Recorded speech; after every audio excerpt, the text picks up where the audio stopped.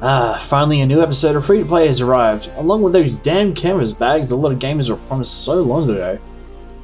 Good thing is at least our episode is good and packed with content such as the new Harry Potter Unite game coming out early, and brand new Star Wars Battlefront 2 content is on the way.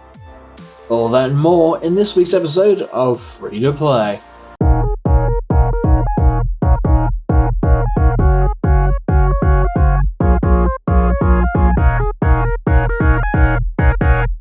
Oh, hey, it's you! Welcome to another episode of Free to Play, your gaming news delivered to you fresh every single week. If you love video games and want to show your support for all things gaming, why not consider subscribing and hitting that notification bell so you don't miss a single video. Without further ado, let's Mario jump right on into the news for this week. For our first bit of news, Tesla has turned their electric cars into video game consoles. Tesla announced the Tesla Arcade, which allows you to use the Tesla Model 3 steering wheel as a controller. The Tesla Arcade will be available across all Tesla vehicles in the future, and The Verge got to try it downtown in San Francisco. They got to try out the latest title, Beach Buggy Racing 2, made by the game developer Vector Unit. Tesla have also promised that they'll support some existing Atari classics, and surprisingly support for Studio MDHR's Cuphead. They'll also have gamepad support. And just when you thought road rage was the thing, try gaming and road rage combined. Sega have unveiled their newest console, yes you heard that right, the Sega Genesis Mini, which will be releasing in September for $80. The Sega Genesis Mini will include over 40 games including Alex Kidd, Sonic the Hedgehog, Earthworm Jim, Contra, Gunstar Heroes, Echo the Dolphin, Streets of Rage 2, and Wonder Boy and Monster World. Some sad news for now, but Amazon has laid off dozens of game developers as they have restructured their organization. To add insult to injury, Amazon has also shut down various game projects that were in active development. Amazon stepped up their influence in the gaming space back in 2014, but unfortunately haven't had much success in the gaming industry as of yet. In other news, Riot Games is under investigation for alleged gender discrimination. The League of Legends creator has been facing allegations and lawsuits from previous employees of gender discrimination. It is alleged that Riot Games have a toxic work culture that has resulted in a mass of employees walking out on the job, specifically when Riot Games tried to stop two women from taking legal action against them. The California Department of Fair Employment and Housing have attempted to gain access to employee payment records to see if there is indeed a gender pay gap, but so far Riot Games has refused access.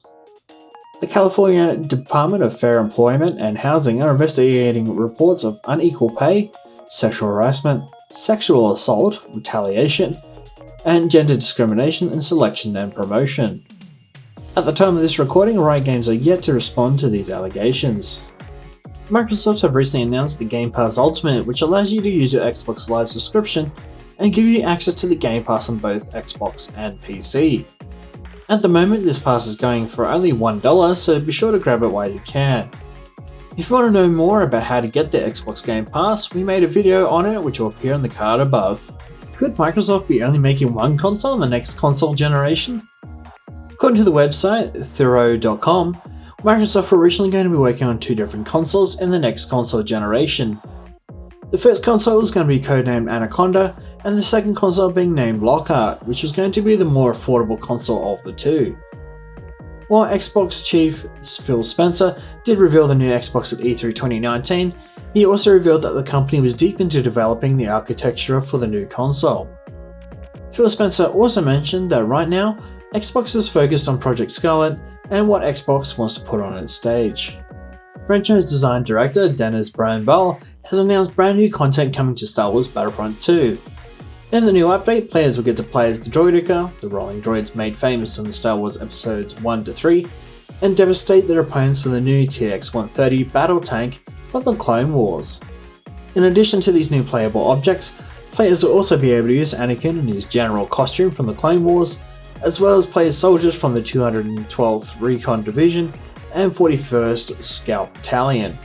The update will roll out sometime later this month. The new Harry Potter mobile game, Harry Potter Unite, has come out early and is now available for everyone to play on iOS and Android.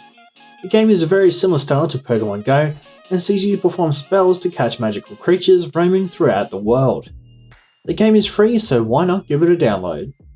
Speaking of mobile games, the Call of Duty Mobile Beta is now available in Australia and allows you to play two modes, multiplayer and Battle Royale.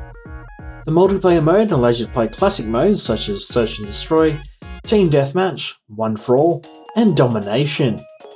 Multiplayer mode and Battle Royale mode are available for now, but zombies will be added later on, once the game passes the beta phase. Call of Duty Mobile is currently free to try, both on iOS and Android.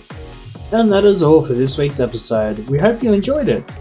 We'll be back next week for another exciting episode, so if you haven't already, subscribe for more great gaming content and hit the bell icon so you don't miss a single episode. This is Charlie K, Gamers Unite, and we will see you on the next level.